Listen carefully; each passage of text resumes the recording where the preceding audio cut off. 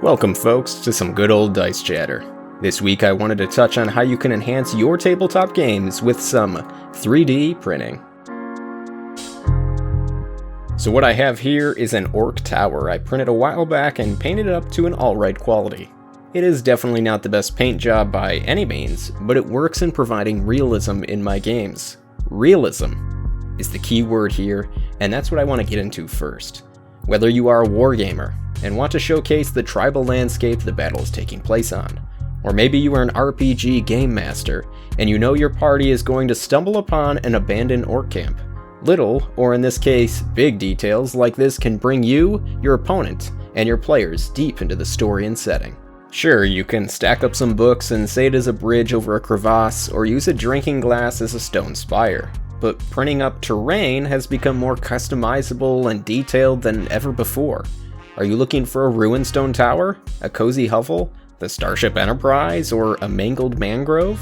You can find it and print it for yourself. The point I really want to hammer in here is that 3D printing can become your source for inspiration, a way to put your ideas for landscapes, battles, and scenery on the tabletop. For this, I will show you an example, an extreme example.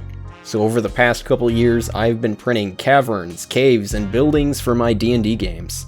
I will say this is not a cheap endeavor. As one would expect, being able to print out detailed plastic terrain pieces indefinitely may be on the pricier side.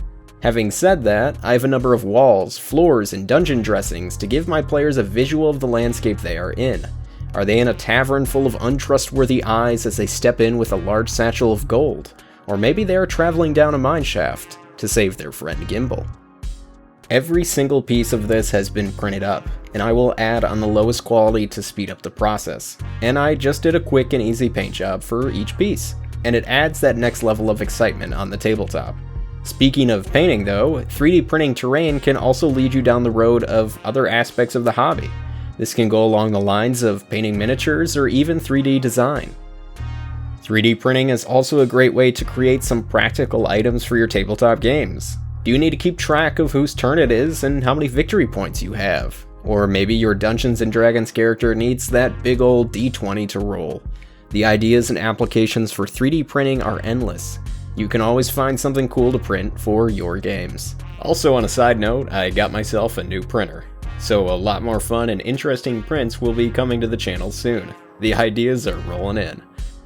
So if you are on the fence and deciding whether or not going out and getting a 3D printer is worth the effort and time, well, in my personal opinion, I think you already know the answer to that. I want to thank you all for watching, and of course, happy gaming.